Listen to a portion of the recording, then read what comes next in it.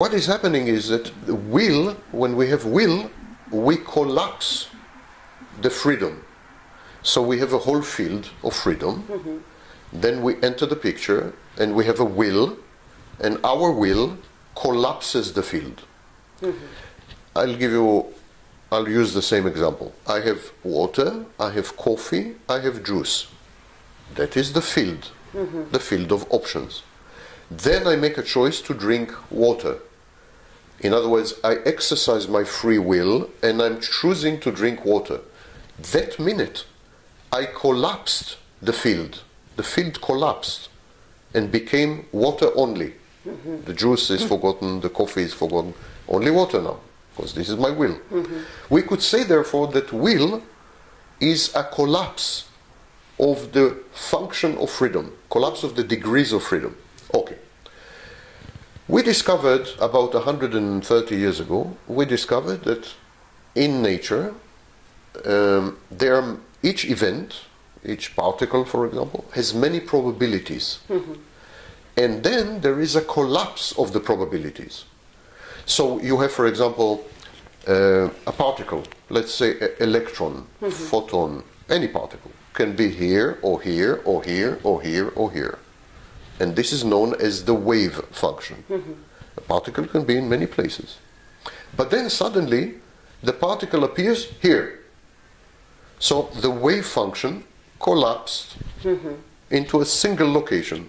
And we call it the collapse of the wave function.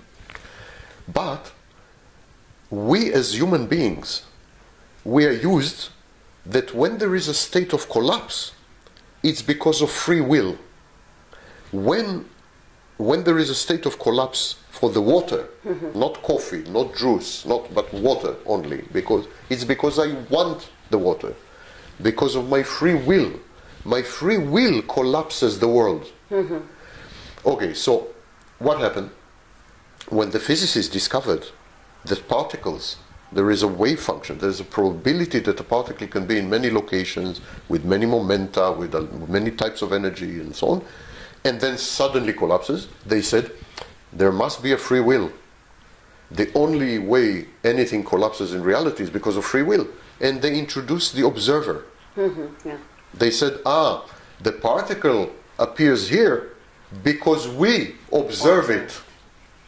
Our free will collapsed the particle.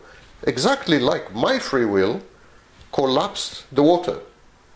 I chose the water. I could have chosen coffee, I could have chosen juice, but I chose water.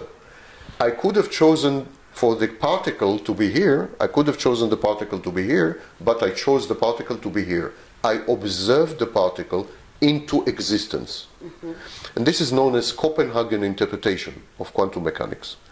So, you see that even in physics, we cannot make sense of a random probabilistic reality without free will.